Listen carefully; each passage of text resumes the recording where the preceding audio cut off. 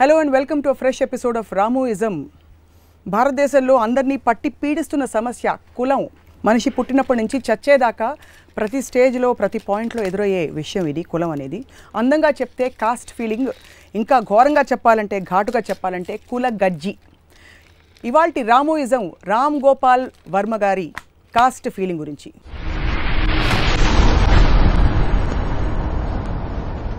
వర్మ గారు, గుండెలు మీద చేసుకు చెప్పండి. ఆ కాఫీ గ్లాస్ అలా పెట్టేసి రెండు చేతులు గుండెలు మీద చేసుకుని మీకు కులతత్వం ఉందా లేదా, కాస్ట్ ఫీలింగ్ ఉందా లేదా?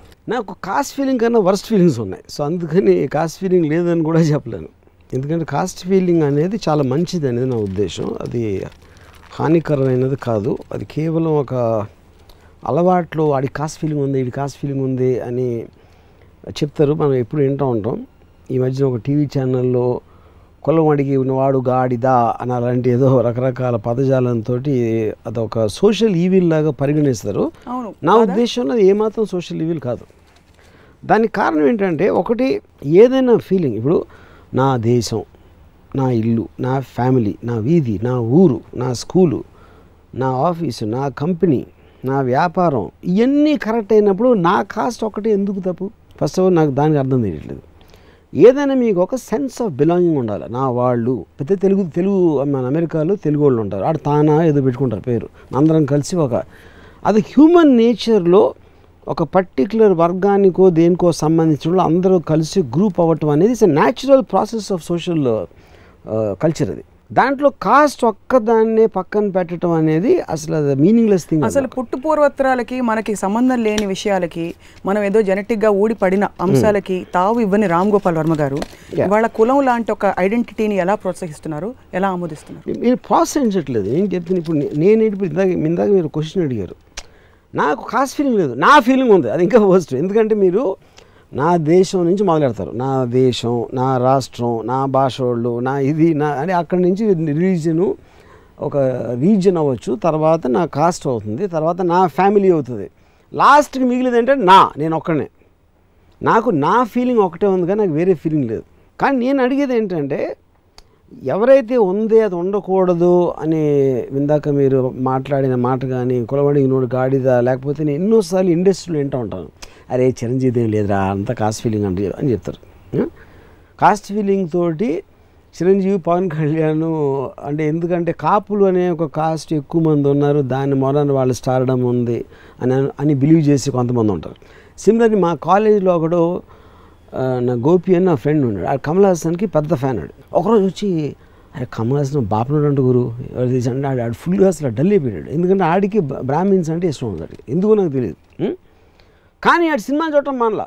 So most of the time ఈ కాస్ట్ ఫీలింగ్ అనేది కేవలం గాసిప్ మాట్లాడటానికి, ఒక ఎమోషన్ రేజ్ చేయడానికి అది అనే ఒక స్పెక్యులేషన్ ఉంటుంది, కానీ దాని ప్రాక్టికల్ అప్లికేషన్ అనేది ఉండదు అనేది నా నమ్మకం. పుట్టినప్పటి నుంచి ప్రతి సర్టిఫికేట్లో కులం అనే కాలం ఉంటుంది. అంటే మీరు కాస్ట్ ఫీలింగ్ ఉంటే తప్పులేదని, మీరు అలాంటి కాలమ్స్ ఉండాలంటారా, ఉండకూడదంటారా? అంటే అదే అన్న, అది ఒక్కటే ఎందుకు, నేషనాలిటీ ఉంటుంది, మేలా ఫీమేలా ఒక జెండర్ ఉంటుంది, లేకపోతే అని అప్పుడుకున్న విభజనలో వాళ్ళు ఏ ఉద్దేశంతో ఇలాంటి సెగ్మెంట్ పెట్టారనేది ఒక జనాభా లెక్కల కోసమా, లేకపోతే ఒక స్టాటిస్టిక్స్ ఆస్పెక్ట్ కోసం అది అడిగారా, లేకపోతే వాళ్ళ ఉద్దేశంలో ఆ కాస్ట్ దాన్ని బట్టి వాళ్ళు ఏదైనా చిన్న చూపు చూడాల్సిన అవసరం ఉందా, లేకపోతే ఒక బ్యాక్వర్డ్ ఫార్వర్డ్ ఆస్పెక్ట్లో అడిగారా అని రకరకాల రీజన్స్ వాళ్ళకు ఉండవచ్చు అడగడానికి. ఆ డీటెయిల్స్ నాకు తెలీదు. కానీ whatever the reason might be, caste feeling ఉండటం అనేది తప్పు అనేది మాత్రం నేను ఒప్పుకోను అసలు. ఎందుకంటే caste feeling I think is better than no feeling, religion feeling. Religion కంటే కాస్ట్ ఇదేమిటిది? బికాజ్ ఇప్పుడు రిలీజన్ అనేది ఇంకా వైడ్ అయిపోతుంది చాలా. మీకు అక్కడెక్కడో అంటే ఒక కాస్ట్ అనేది ఒక జనరల్గా రిలేటివ్ లెవెల్లో ఒక ఏరియాలో ఉంటుంది. It's not that they don't exist out side. Religion అనేది మీకు చాలా చాలా వైడ్ రేంజ్లో యాక్సెప్ట్ చేస్తుంది. ఐ మీన్ యాక్సెప్ట్ అంటే దాన్ని ఇది ఓకే. కమింగ్ బ్యాక్ టు, అంటే మనం ఇక్కడ మాట్లాడుతున్నాం కాబట్టి ఒక ప్రాక్టికల్ అప్లికేషన్ చూద్దాం. ఫర్ ఎగ్జాంపుల్, ఒక ఎవరైనా ఏంటన్నా ఈ కమ్మోళ్ళు ఎవరిని పైకి రానిదంట అని చెప్తారు. ఒక చెప్పాడు నాకు, సినిమా ఇండస్ట్రీలో it could be general conversation. కమ్మోళ్ళు పైకి రానిరు అంటే నేను అడిగానని, నువ్వు రాణిస్తావా అన్న.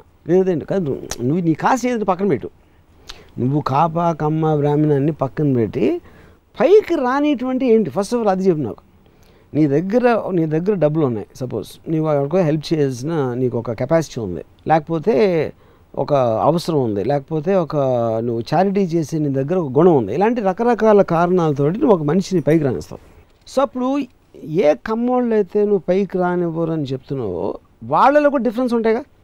ఇప్పుడు సపోజ్ ఒక కమ్మ ప్రొడ్యూసర్ ఉన్నాడు అనుకుందాం, ఒక కాపు డైరెక్టర్ చాలా పెద్ద హిట్ తీశాడు, కమ్మ డైరెక్టర్ ఫ్లాప్ తీశాడు. అప్పుడు ఎవరితో తీస్తాడు సినిమా? కాపు డైరెక్టర్తోనే తీస్తాడు. ఎందుకంటే డబ్బు అనేది కులం కన్నా కాస్ట్ ఫీలింగ్ కన్నా బెటర్ ఫీలింగ్ అది ఓకే. ఇంటెలిజెన్స్ మీరు చెప్తున్నారు, intelligence question, that is what the application. అది ఇప్పుడు అందుకని అదే ఇప్పుడు మనకు ఇంకొక చిన్న ప్యారలల్ ఎగ్జాంపుల్లో హిందూస్ మెజారిటీ అనుకునే కంట్రీలో 3 బిగ్గెస్ట్ స్టార్స్ ఆర్ ముస్లిమ్స్. అవును. అప్పుడు రిలీజియన్ ఫీలింగ్ ఉన్నది ఎలా ఉంది? ఉంటుంది, 100% యాంటీ ముస్లిం ఫీలింగ్ ఉంటుంది. కానీ అప్పుడు షారూఖ్ ఖాన్ హిందూ అయినా అంతే పాపులర్ అవుతాడు, లేకపోతే ఇంకోటి ఏదన్నా అంతే. ఎందుకంటే అది అతని పర్సనల్ పాపులారిటీ, కేవలం ముస్లిం అనేది ఒక ఇన్ఫర్మేషన్లో ఉంటుంది. అంటే వ్యతిరేకత లేదనేది కదా. ఫస్ట్ టైం సూపర్ స్టార్ అయినప్పుడు చాలామంది ముస్లింలకు ఆన్సర్గా వచ్చాడే మనోడు అని చెప్పేవాడు. కానీ రితిక్ ముస్లిం అయినా కూడా అంతే పాపులారిటీ ఉండేది.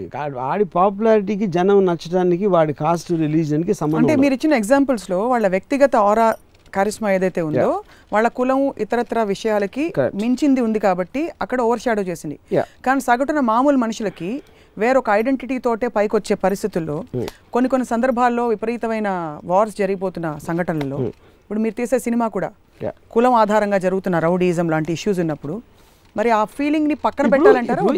2 పాయింట్స్. ఒకటి ఎప్పుడైనా మీకు ఒక రెబెల్, ఇప్పుడు భారతదేశాన్ని బ్రిటిష్ వాళ్ళు పాలించినప్పుడు మెజారిటీ వాళ్ళకి జరుగుతున్న అన్యాయం వేరే వాళ్ళ పాలనలో మాకు దక్కాల్సింది మాకు రావట్లేదు కాబట్టి ఆ ఫీలింగ్ తోటి ఒక రెబెలియస్నెస్ క్రియేట్ అయ్యి they revolted against the British. So అప్పుడు ఒక పర్టిక్యులర్ కాస్ట్ ఉన్నోళ్ళు మాకు జరగట్లేదు అనుకున్నప్పుడు వాళ్ళందరూ ఏకమయ్యి ఒక తాటి మీద దెబ్బలాడటంలో ఏమాత్రం తప్పలేదని చెప్తున్నాం. ఇండియా కోసం ఫ్రీడమ్కి పోరాటానికి దీనికి ఫండమెంటల్ డిఫరెన్స్ ఉండదు. అంటే వాళ్ళు కొట్టుకు చేస్తే పర్లేదు, కొట్టుకు చావటం కాదు, వాళ్ళు ఎందుకు చేస్తున్నారు, దేనికోసం చేస్తున్నారు అనేది అది మీరు చూడాలి. అంటే అది ఓకే, ప్రతి టెర్రరిస్ట్ కూడా రీజన్ ప్రతి ఒక్కటి అదే అంటున్నా.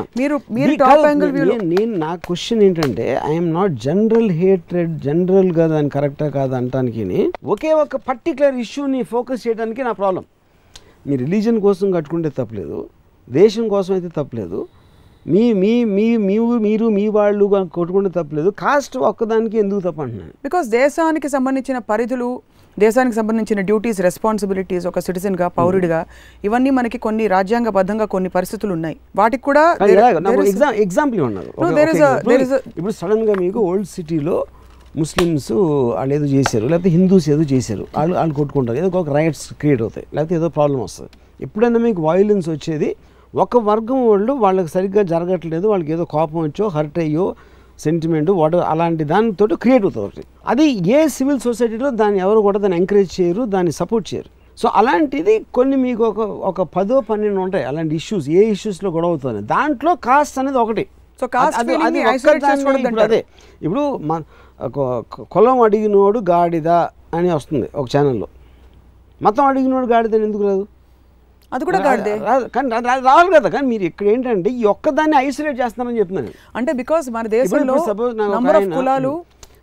నాకు ఒక ఆయన ఇండస్ట్రీలో ఉన్న ఒక ఆయన నా పిల్లలు మా ఇంట్లో పిల్లలు అని, అప్పుడు మా ఇంట్లో పిల్లలు పక్కింటి వాళ్ళ పిల్లల కన్నా ఎక్కువ, నా ఫ్యామిలీ అవతల ఫ్యామిలీ కన్నా ఎక్కువ అని మీరు ఫీల్ అయినప్పుడు నా కులం వేరే కులం కన్నా ఎక్కువ అని ఎందుకు ఫీల్ అవ్వకూడదు అన్నాను. దానికి దీనికి ఏంటి డిఫరెన్స్? మీ కులం వేరే వాడి కులం కంటే మీరు ఏదైతే బిలీఫ్ సిస్టమ్ని నమ్ముతున్నారో, లేకపోతే మీరు ఆల్రెడీ ఉన్నారు దాంట్లో, ఒక పర్టికులర్ దాంట్లో మీరు by the position of your birth you're already there. No, అదే చెప్తున్నాను. పొజిషన్ ఆఫ్ బర్త్ మన ప్రమేయం లేకుండా మన యాక్సిడెంట్గా డామని ఊడి పడ్డానికిను, ప్రతిభతో పైకొట్టి వచ్చి ర్యాంకులు తెచ్చుకుని మా పిల్లలు ఇంకా గొప్ప అని అనుకోవడానికి తేడా ఉంది. ప్రమేయం ఉంది కాబట్టి ఇండివిజువలిజం అనేది నేనేమనుకుంటున్నా, నేనేం నమ్ముతున్నా, దాంట్లోంచి వచ్చిన దానికి ఏ వర్గం అన్నా మీరు ఒకదాని సపోర్ట్ సిస్టమ్ కింద తీసుకుంటే దాంట్లో కాస్ట్ ఫీలింగ్ అనేది ఒకటి అవుతుంది. కులం కానీ మతం కానీ ఇలాంటి ఐడెంటిటీ అన్నది మీరే ఒక ఎపిసోడ్లో చెప్పారు. ఎవరో ఇద్దరు ఒక బలహీన క్షణంలో కన్సీవ్ అయిన ఒక ఊడిపడ్డ ఒక మీరన్నారు స్పర్మ్ వచ్చి ఒక ఫర్టిలైజ్ అయ్యాక పుట్టిన ఒక జీవికి వాడు అక్కడ పుట్టాడు, పక్కింట్లో పుట్టుండొచ్చు, వాడి కులం మారిపోయి ఉండొచ్చు. అది ఐడెంటిటీ ఎలా అవుతుంది? ఆ ఐడెంటిటీని నేను ఫలానా అని చెప్పుకోవడానికి వాడుకోవడానికి అది ఎంతవరకు ఆమోదయోగ్యం? అంటే it's against your very thesis of personal development and progress. But how is it destroying the progress? నాకు అది చెప్పండి ఒకసారి.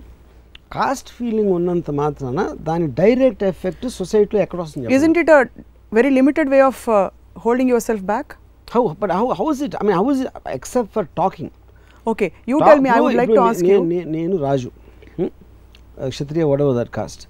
నేను చూస్తా చిరంజీవి గారి సినిమా, నాకు తెలిసిన కమ్మోళ్ళు చూస్తారు, నాకు తెలిసిన బ్రాహ్మిన్స్ కూడా చూస్తారు. కానీ ప్యాకాటప్పుడుని వాడుకలు పట్టుకున్నప్పుడు వారే బాగా కాస్ట్ ఫీలింగ్ రా అందుకని హీరోలు అయిపోయారు అని అనుకుంటారు. That doesn't have any effect, practical effect అనేది ఉండదు అంటున్నాను. పోనీ కులతత్వం ఇంకోటి చెప్తాను, విపరీతంగా అయిపోతే ఇల్ ఫీలింగ్స్ ఇల్ ఏమన్నా జరుగుతుంది అనుకుంటారు? ఇంపాసిబుల్ అది.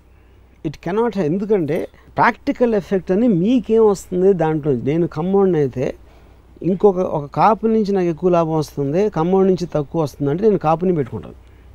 ఎందుకంటే డైరెక్ట్గా నాకు వచ్చిన కాంట్రిబ్యూషన్ బట్టి వాల్యుయేషన్ ఉంటుంది, కానీ వాళ్ళు ఫీల్ అయిపోయిన దాంట్లోంచి ఏ వాల్యూ రాదు. అంటే ఓకే, ఇవి అలిగేషన్స్. కులతత్వం ఉండడం వల్ల వచ్చే సమస్యలు ఏంటంటే మ్యాక్రో లెవెల్లో రిజర్వేషన్ లాంటి వ్యవస్థ, when it is totally irrelevant, వెనుకబాటుతనానికి దానికి, అది మ్యాక్రో లెవెల్లో. ఇండివిజువల్ లెవెల్లో వాళ్ళని మాత్రం ఎంకరేజ్ చేసుకుంటారు, ఇంకా ఎప్పటికీ వాళ్ళే ఉండిపోతారు తప్ప వెనకబడి ఉన్న వాళ్ళు ప్రతిభ ఉన్నా కూడా వెనక ఉండిపోతారు. కరెక్ట్. అంటే ఆపర్చునిటీస్ ఇవ్వడంలోనే. ఇప్పుడు ఫస్ట్ మీరు ఒక బ్యాడ్ ఒక గుడ్ కంపేర్ చేశారు, అసలు ఫస్ట్ ఆపర్చునిటీ రాకపోతే అదే నేను అంటున్నాను. ఇప్పుడు ఫర్ ఎగ్జాంపుల్ ఒకప్పుడు మనకి హరిజనులు ఉండరు సపోజ్, వాట్ ఎవర్. ఇప్పుడు ఆ పదం రాజ్యాంగ విరుద్ధం, తెలుసు. అప్పుడు ఏంటి, ఈ డబ్బు ఉన్నోళ్ళు ఒక అప్పర్ కాస్ట్ వాళ్ళు లోవర్ కాస్ట్ వాళ్ళని పైకి రాకుండా వాళ్ళని ఒక బానిసలుగా చూసి వాళ్ళని డెవలప్ అవ్వకుండా చూడటం అనే దాంట్లో నుంచి వచ్చిన ఒక ఈవిల్ని చేయటానికి కాన్స్టిట్యూషనల్ కానీ లీగల్ కానీ ఏదో చేశారు. Same thing happened with Americans and blacks at a certain time. So that is a different contrition. ఎందుకు డిఫరెన్స్ అంటే మీకు అది ఎకనామికల్ ఆస్పెక్ట్లో ఉంది. అది యాక్చువల్గా మోర్ దెన్ యాక్చువల్లీ వాట్ మీకు కలరు, వాళ్ళకున్న బ్యాక్గ్రౌండ్, మీ దగ్గర సంవత్సరాల తరబడి పనులుగా పనిచేస్తున్నారు, ఎకనామిక్ బ్యాక్వర్డ్నెస్ అనేది actually it is the main thing. కానీ అదే మనం ఇంట్లో ఇవ్వాల, మా ఇంట్లో పని పిల్లడు ఉంటాడు, మేమేమో మంచాల మీద పడుకుంటున్నాం, కుర్చీలో కూర్చుంటున్నాం, మా పని పిల్లడేమో నేల మీద ఉంటున్నాడు. సేమ్ థింగ్ అప్లై అవుతుంది ఇక్కడ కూడా. కాకపోతే అక్కడ మీకు ఎన్మాస్లో జరిగింది కాబట్టి విజిబిలిటీ ఉంటుంది, ఇంట్లో జరిగినప్పుడు తెలియదు ఎవరికి అది. అవును. బట్ బోత్ దీస్ కేసెస్ మీకు డార్విన్ దగ్గర fittest of strength, who is the strongest దాంట్లోంచి వచ్చింది అది. సో ఒక కాపు చాలా రిచ్ అవ్వచ్చు, ఒక కమ్మ పూర్ అవ్వచ్చు, ఒక బ్రాహ్మిన్ ఇంకోటి అవ్వచ్చు, ఇంకోటి ఎవడో చాలా రిచ్ అవ్వచ్చు, ఇంకొక కాస్ట్ వాడు. అక్కడ మీకు డిఫరెన్సెస్ అనేది రావు, ఎందుకంటే ఎకనామికల్ ఆస్పెక్ట్లోనే మీకు విజిబుల్ అప్లికేషన్ ఉంటుంది. కానీ కేవలం ఫలానా మనిషి ఫలానా కాస్ట్ అనేది దాని డైరెక్ట్ ఎఫెక్ట్ ఎప్పుడు రాదు ఎవరు. సో డబ్బులు ఎవరి దగ్గర ఉంటే వాడు పవర్ఫుల్ అంటారు. 100%. That is order of life. నేను ఇప్పుడే చెప్తున్నాను కదా. ఇప్పుడు మా ఇంట్లో ఇవాళ ఆ పనుడు ఉన్నాడు, మా మదరు, నేను, మా సిస్టర్, మా అందరం మేము సోఫాల మీద కూర్చుంటాం, ఆడు నుంచుని ఉంటాడు, లేకపోతే మేము డైనింగ్ టేబుల్ మీద ఉంటే ఆడు కూర్చుని తింటాడు. ఇది జరిగే ప్రతి ఇంట్లో అదే కదా. అవును. ఎందుకు? వాడి దగ్గర డబ్బు లేదు, మా దగ్గర ఉంది, అంతే. ఇది ఒక్కటే ప్రాక్టికల్ రియాలిటీ. మిగతా అన్ని ఊరికే మాట్లాడటానికి ఉంటుంది. It does not have any effect. And he can be of any cost. Doesn't matter difference. ఇప్పుడు నేను హర్నాథ్ రాజు అని ఒక యాక్టర్, అది మా కులం, నా కాస్ట్ నుంచి వచ్చిన కరెక్ట్, నా కాస్ట్ నుంచి వచ్చిన ఆయన. అప్పుడు నేను భీమవరంలో కొంతమంది నిన్నమాట, ఆయన ఒక ఆయనకి కొన్ని హిట్స్ వచ్చినాయి ఆ టైంలో. ఎన్టీ రామారావు నాగేశ్వరరావు గారు బిగ్ స్టార్స్ అయినప్పుడు అని చెప్పారు. రామారావు నాగేశ్వరరావు బాగా ఆడికి మంది అలవాటు చేసి ఆయన తొక్కేసారా కమ్మోళ్ళు, రాజులు రాకూడదని అని చెప్పారు. నాకు విజువల్ ఎట్లా వచ్చింది, నేనేమడిగాను, నేను చాలా తెలియను అనుకుని నేను క్వశ్చన్ అడిగా. ముగ్గురు తాగుతున్నారు కదా మంది అవటం అంటే, అప్పుడు ముగ్గురికి ఎఫెక్ట్ అవుతుంది కదా, ఈయన ఒక్కడికి ఎందుకు ఎఫెక్ట్ అయిందన్న అంటే, లేదా అని చూడకుండా వీళ్ళు పారేసేవారంట. అంటే బాటిల్ గ్లాస్లో పోసి ఇది ఇచ్చేసి ఆయన ఇలా కొట్టుకేస్తారు, వీళ్ళు పాడేసారు. అంటే సినిమాలో చూపించినట్టే అని చెప్పాడు అక్కడ. సో బేసిక్ పాయింట్ ఏంటంటే, కానీ హర్నాథ్ రాజ్ కన్నా ఎన్టీ రామారావులో ఎక్కువ టాలెంట్ ఉందా, లేదా ఎన్టీ రామారావు అంటే విపరీతమైన జనాలకి ఇష్టం ఉందా అనేది ఆడు తీసుకోడు. ఎందుకంటే అది తీసుకుంటే భయం వేస్తుంది, అది తీసుకుంటే మీకు ఆన్సర్ దొరకదు దానికి. అందుకని మీ బ్లేమ్ చేసుకోవటానికి ఉపయోగించేది ఇది. అసలు కారణాన్ని వదిలేసి వేరే కారణానికి ఆపాదించడానికి కాస్ట్ అనేది ఉపయోగపడుతుంది, కానీ అంతకు మించి దానికి మీనింగే లేదు అసలు. ఎవడు స్టేజ్ ఎక్కేసి రీసెంట్ గా జగపతి బాబు గారు ఒక ఇంటర్వ్యూ ఇచ్చారు, చూసారా? కులతత్వం ఎంత అంటే జనం సగటున ఎంత ఉందో. వాళ్ళ అమ్మాయి ఒక ఫారినర్ చేసుకుంటున్న సందర్భంలో మన కులంలో ఉండే అమ్మాయి ఆ తెల్లవాడు వచ్చి చేసుకుంటాడా, ఇంత గొప్ప కులంలో అమ్మాయి, వీరమాచినేని కుటుంబంలో ఉండే అమ్మాయిని అని అల్లుడిని ఎలా ఇరికించాలో స్కీమ్లు కూడా జరిగాయట. అంటే కులం రెలవెన్స్ లేదంటున్నారు, కానీ ఇలాంటి స్కీమ్ అదే కాదు, అది ప్రతి దాంట్లో ఉంటుందన్న. అది మీకు రిలీజియన్లో ఉంటుంది, లేకపోతే ఒక జగపతి బాబు ఫ్యామిలీ రిచ్ ఇంకోళ్ళు పూర్ కాకుండా ఉంటే దాంట్లో ఉంటుంది. బట్ డిఫరెన్స్ లో ఉంటుంది. ఎమోషనల్ ఐడెంటిటీ కులం నుంచి వచ్చినంతగా మనకి డబ్బు నుంచి కానీ డిగ్రీల నుంచి కానీ, for example education is highest కదా, తప్పదు. ఒక 10 PhDలు ఉన్న వాళ్ళని నిలబెడితే అది స్ట్రాంగ్ ఐడెంటిటీ అవ్వదు.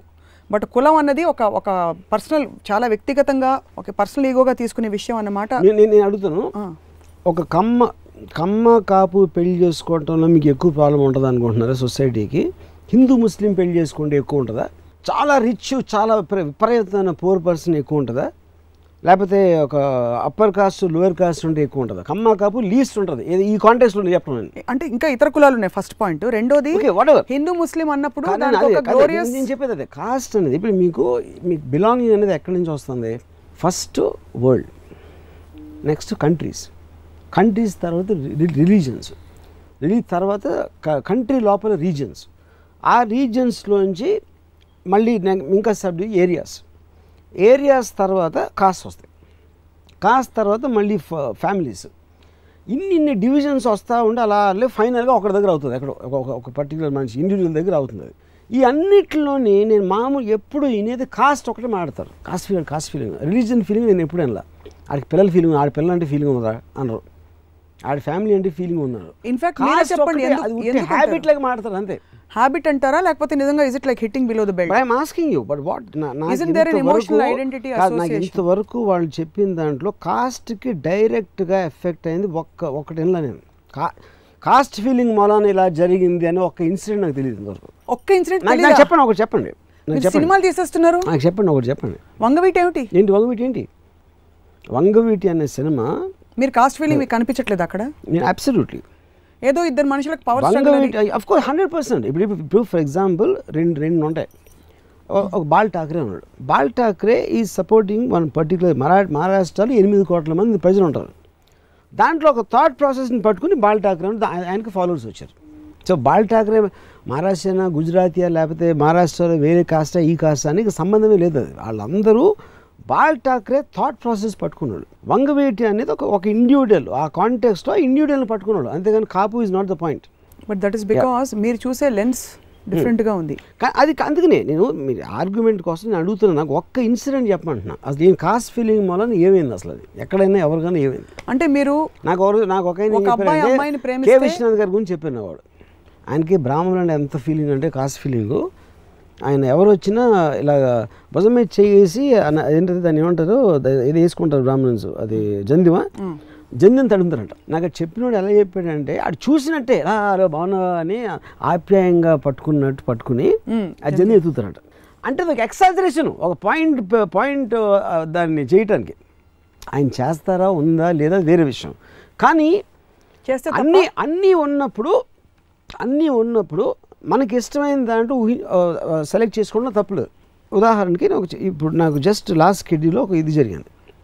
నా చీఫ్ అసిస్టెంట్ డైరెక్టరు ఒక అమ్మాయిని అసిస్టెంట్ డైరెక్టర్గా పెట్టుకున్నాడు. అది అమ్మాయి ఎవరో కూడా నాకు తెలియదు. నేను always ask my assistant directors to take the other assistants. ఒక అమ్మాయి షూటింగ్ జరుగుతున్న టైంలో ఆడికి ఏదో ప్రాబ్లం వచ్చింది అమ్మాయితో. ప్రొడక్షన్ కూడా అమ్మాయిని తీసేసి పంపించేమన్నాడు. మళ్ళీ అది నా దగ్గరికి వచ్చింది. సో నేను డోంట్ యాక్ట్ చైల్డిష్, అదంతా ఏంటి అమ్మాయిని తీసేయమంటున్నావు అంటే ఏంటి నువ్వు అని నేను ఏదో ఐ జస్ట్ హ్యాడ్ ఓడి విత్ హిమ్. ఆడ నాకు ఒక పెద్ద మెసేజ్ పెట్టాడు, ఇలాంటి ఊళ్ళో ఉంటే నేను నా పని చేయలేను, పని జరగదు, ఎక్కడ నాకు డిస్టర్బెన్స్ అవుతే పని జరగదు అన్నట్టు ఇది ఒక మెసేజ్ పెట్టాడు నాకు. సరే నేను ఆ మెసేజ్ చూసి నేను ఇమీడియట్గా ప్రొడక్షన్కి ఒక మెసేజ్ పెట్టాను, ముందు ఆయన పంపించాను ఇక్కడ నుంచి, మళ్ళీ I don't want see his face on the set tomorrow అని చెప్పాను. నేను చెప్పాను కాబట్టి ఆయన పంపించారు. కానీ 100% అమ్మాయి పని చేయదని నాకు తెలుసు. I can see that from my body language. నేను చెప్పేదండి. కానీ ఎప్పుడైతే ఇది చెప్పాడో, ఏం చెప్పాడు, అమ్మాయి ఇలాంటి వాళ్ళు ఉంటే నేను పని చేయలేను, ఇంకా సెట్లో పని జరగదు అని చెప్పాడు. షెడ్యూల్ అయిపోయిన తర్వాత నేను ఆయన పిలిచాను. నేను పంపించిన దానికి రీజను నువ్వు తప్పని కాదు, ఇది నువ్వు అమ్మాయి పట్ల నువ్వు చేసిన అలిగేషన్ కరెక్ట్ అని కూడా నాకు తెలుసు, కానీ నువ్వు లేకపోతే పని జరగదు అని నువ్వు చెప్పావు. అదే I want to prove to you. కానీ మీ ఇద్దరు లేకపోయినా పని జరుగుతుంది. కానీ ఇక్కడ ఆ అమ్మాయిని ఉంచుకుని నిన్ను తీసేయడానికి రీజన్ ఏంటంటే ఆ అమ్మాయి అట్లీస్ట్ కళ్ళకు ఒక ఆనందం ఇస్తుంది, అమ్మాయి కాబట్టి. నువ్వు అది కూడా ఇవ్వవు. అందుకని నేను నా డిస్క్రిప్షన్ యూజ్ చేసి ఆ అమ్మాయిని ఉంచేసి నేను పంపించానని చెప్పాను. దీనికి కాస్ట్ ఫీలింగ్ ఏంటి తేడా ఏమీ లేదు. నాకు పని జరిగిన వీళ్ళిద్దరూ ఉన్నా లేకపోయినా ఉన్నప్పుడు నాకు ఓకే అమ్మాయి అయితే బెటరు అని అనిపిస్తుంది. అలాగే కమ్మ కాపు ఇద్దరు ఓకే, నేను సపోజ్ కాపు అనుకోండి, నాకు కమ్మ ఉన్న ఓకే, కాపు ఉన్న ఒకటి, ఎవరన్నా ఒకటి, అలాంటప్పుడు I might still want to do because I have a sense of belonging. నేను ఒక ఇండియన్ ఎక్కడో ఇప్పుడు ఆ తనాలో వచ్చి మనం అందరం కలుద్దాం, రాత్రి కూర్చుని తెల్లల గురించి మాట్లాడుకుందాం అంటే మీకు ఐడెంటిటీ వస్తుంది కాబట్టి వాళ్ళందరూ మాట్లాడతారు.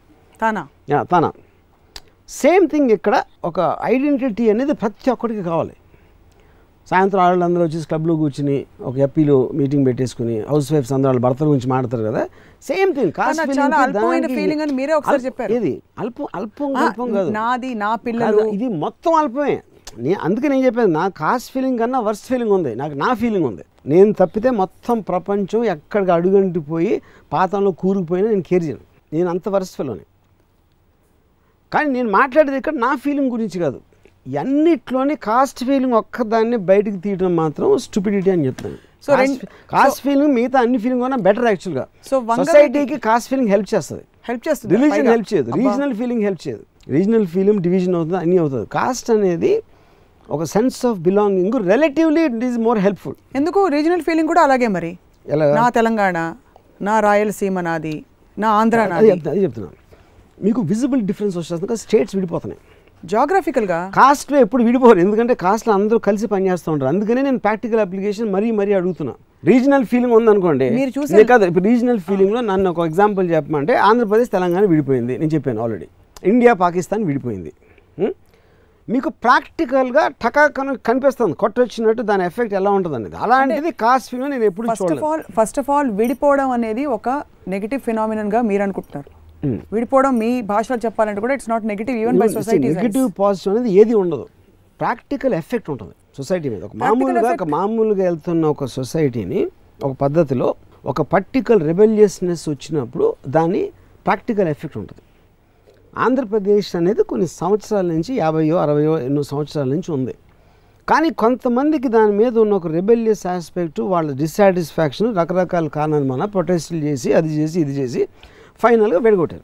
విడింది మంచిదా కాదా, ఎవరికి మంచిది ఎవరిది చెడు, ఓవరాల్ లాంగ్ టర్మ్ ఎఫెక్ట్ ఏంటి అనేది సెపరేట్ డిస్కషన్. అది తక్కువ వచ్చిన ఎఫెక్ట్ అయితే దొరికింది, అక్కడ ఎఫెక్ట్ అయితే అయ్యింది. ఇండియా పాకిస్తాన్ విడిపోవడం కూడా అదే ఎఫెక్ట్. ఇక్కడ వంగవీటి సినిమాలో మీరు తీసుకున్న కథాంశం ఖచ్చితంగా అది కులం ప్రాతిపదికన వచ్చిందే అని వంగవీటి అనేది ఒక ఎక్స్ట్రాడినరీ వ్యక్తుల కథ. అది మీరు అలా చూస్తున్నారు ఉన్నతంగా ఉదాత్తంగా టాప్ యాంగిల్ వ్యూ నుంచి. కానీ ఎవరు చూస్తున్నారు వేరే విధంగా నాకు చెప్పండి. జనం అందరూ చూస్తున్నారు. జనం మీరు చెప్పారు, మీ చెవులు చెప్పారు వచ్చి కమ్మ కాపు అనే రెండు వర్గాల మధ్య జరిగిన పోరుగా చూడరు. కమ్మ కాపు అన్ని ఇందాక చెప్తున్నా మీకు ఒకటే, మీరు కేవలం మీ అంటే ఒక లిమిటెడ్ గ్రూప్ ఆఫ్ పీపుల్ రాత్రిపూట ఎవ్వరు లేకుండా చీకట్లో కూర్చొని మాట్లాడే మాటలు, దానికి ప్రాక్టికల్ ఎఫెక్ట్ అనేది ఉండదు. కులం అనేది అసలు లేదంటారు, ఇంపాసిబుల్. మీరు చెప్పండి, నేను అడుగుతున్నాగా, మీరు చెప్తున్నారు కదా, ఒక్క ఇన్సిడెంట్ నాకు చెప్పండి కేవలం కాస్ట్ మూలంగా జరిగిందని. కాస్ట్ మూలంగా అట్లీస్ట్ ప్రాంతీయ విభేదాలతో ఒక నిర్ణయం తీసుకుని బహిరంగంగా విడిపోవడం జరిగి మరి పునర్నిర్మాణం ఎందుకు ప్రాంతీయ విభేదాల గురించి మాట్లాడు, రీజనల్ డిఫరెన్స్. ఈ కులం అన్నది ఇది అండర్ కరెంట్ లా కార్పెట్ కిందలాగా వచ్చి మనిషిని కబళించి మనిషి విచక్షణ కోల్పోయేలాగా కూడా ప్రవర్తిస్తుంది. నిజంగా డెవలప్మెంట్ కి అభివృద్ధికి అది అడ్డు. అసలు కులం అనే ఐడెంటిటీ ఉండకూడదని వాదించేవాళ్ళు. థియరీ ఉందండి, థియరీ నేను విన్నా, కానీ నేను అడిగేది ఒక చిన్న ప్రాక్టికల్ ఎగ్జాంపుల్ చెప్పండి. సో అయితే క్లుప్తంగా మిమ్మల్ని అర్థం చేసుకోవాలంటే, కులానికి రామ్ గోపాల్ వర్మ గారు silent neutral option 1, option 2 supporting, option 3 encouraging, option 4 fanatic, option 5 I don't care. ఇప్పుడు ఇందాక 5 చెప్పాను, regional feeling, religion feeling, national feeling, my family feeling, ఇలాంటి రకాల వాటిలో కాస్ట్ ఫీలింగ్ ఉండటం లేదు. వీటన్నిటిలో least harmless is caste feeling. Least harmful. Everything else is very harmful comparative. నేను చెప్పేది ఆఫ్కోర్స్ ఎవ్రీథింగ్ ఈజ్ కంపేరిటివ్. వీటన్నిటిలో చాలా మారలిస్టిక్ ఒక వాల్యూ ఆస్పెక్ట్, హ్యూమన్ వాల్యూస్ ఎక్కువ ఉంటే కాస్ట్ ఫీలింగ్లో ఉంటుంది. ఆల్మోస్ట్ మీకు ఒక సొసైటీలో అంటే ఇప్పుడు నా ఊరు అని ఈయన మన చంద్రబాబు నాయుడు గారు ఒక ప్రోగ్రామ్ చేశారు కదా, ఏంటది నా ఊరే కదా, నా ఊరా మన ఊరా ఇది సంథింగ్. చంద్రబాబు నాయుడు గారు ఏదో చేశారు కదా నా ఊరు అని.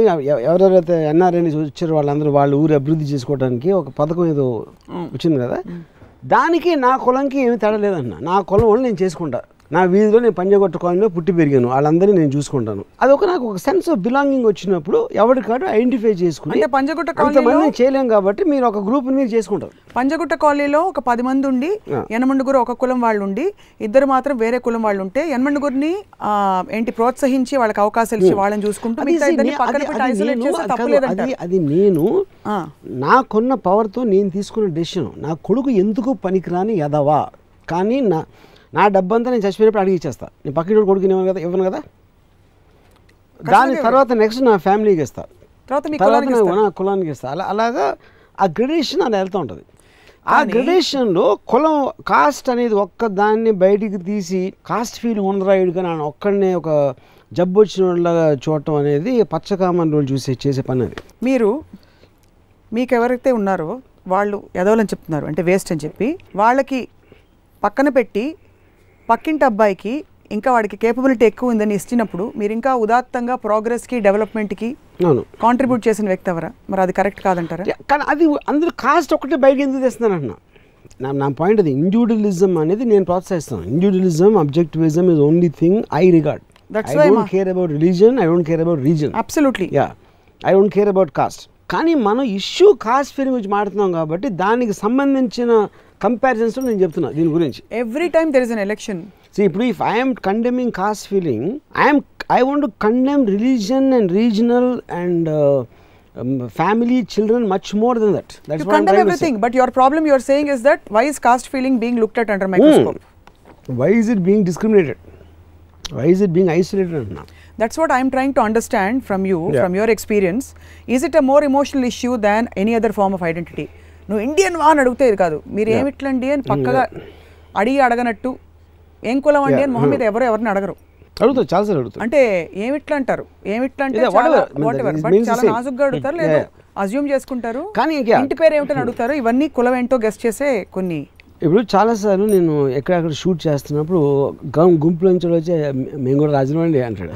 అంటే అది it is like a connecting card. So everybody has that. నాకు నీకు కనెక్షన్ ఉంది అని చెప్పడానికి, ఒక గ్రూపిజం ఫామ్ అవ్వడానికి ఒక నార్మల్ హ్యూమన్ రెస్పాన్స్ అది. దానికి ఒకడు కనెక్ట్ అవ్వచ్చు. విశ్వనాథ్ గారు భుజం మీద చేస్తారేమో మరి చూసి ఆ జంతువు ఉందా లేదా అని I'm saying it as a joke. ఇంకోటి ఫీల్ అవ్వచ్చు. ఆడికి రకరకాల ఇండివిజువల్స్ రకరకాలుగా రియాక్ట్ అవుతారు. కానీ whatever the case might be, ఇప్పుడు కాస్ట్ ఫీలింగ్ ఎందుకు మంచిదని అంటున్నానంటే, ఒక ఏ సొసైటీ అన్నా కూడా ఎప్పుడైనా డెవలప్ అవ్వటానికి ఒక విధమైన సాక్రిఫైస్, ఒక విధమైన యూనిటీలో స్ట్రెంగ్త్ ఉంటుంది. కలిసి ఉంటే కలదు సుఖం అనే ఒక చిన్న ఆ కాన్సెప్ట్లో, లేకపోతే కలిసి ఉంటే బలం పెరుగుతుంది అనే ఒక యూనిటీ లైస్ స్ట్రెంగ్త్ అనే ఒక ఫేమస్ ఫ్రేజ్ ఉంది. దాంట్లో you will start gathering people who are nearest. దాంట్లో ఒకడు ఇంటలెక్చువల్స్ని గ్యాదర్ చేయొచ్చు, ఒకడు అందరూ డబ్బున్న వాళ్ళు గ్యాదర్ చేయొచ్చు, ఒకడెవడో ఒక రెబెల్ లీడరు కత్తులు పట్టుకుని అందరూ అలాంటి పవర్ ఉన్నవాడు ఇంకోటి గ్యాదర్ చేస్తాడు. ఇంకోటి అందరికీ రక్తదానాలు ఇస్తాను అని చెప్పేసి రోడ్డు మీద పడి నీ రక్తం ఇవ్వండి అని వెళ్ళేవాళ్ళు వాళ్ళు గ్యాదర్ అవ్వచ్చు. అలాగే కాస్ట్ వాళ్ళు గ్యాదర్ అవ్వచ్చు. So they will be one of the hundreds of such gatherers in groups. కానీ కాస్ట్ అనేది వాటి కన్నా తక్కువ ఎఫెక్ట్ ఎందుకు ఉంటుందంటే, ఇవన్నిట్లో మీకు డైరెక్ట్ అగ్రెషన్ ఉంది. ఇది రీజనల్ సెపరేషన్ కానీ ఇది కానీ ఒక ప్రాక్టికల్ ఎఫెక్ట్ అనేది విజిబుల్గా కనిపిస్తుంది. ఇప్పుడు కాస్ట్ ఉండదు ఇంతవరకు నేను ఎప్పుడు చూడలేదు. ఇంక్లూడ్ నేను ఫిల్మ్ ఇండస్ట్రీలో ఉన్నాను. ఫిల్మ్ ఇండస్ట్రీలో కాపులు ఉంటారు, కమ్ములు వీళ్ళు ఉంటారు, వాళ్ళు ఉంటారు. Everybody is only final feeling ఈ సినిమా ఆడిందా లేదా, ఎవరికి ఎంత డబ్బు వస్తుంది, ఎవరికి ఎంత పోయింది, అది ఒక్కటే మీకు ప్రాక్టికల్ అప్లికేషన్ ఉంటుంది. కానీ ఆ కాస్ట్ కాబట్టి ఆడిని తీసుకుందాం, ఈ కాస్ట్ కాబట్టి ఇది చేద్దాం అనేది నేను ఎంతవరకు వినలేదు అసలు.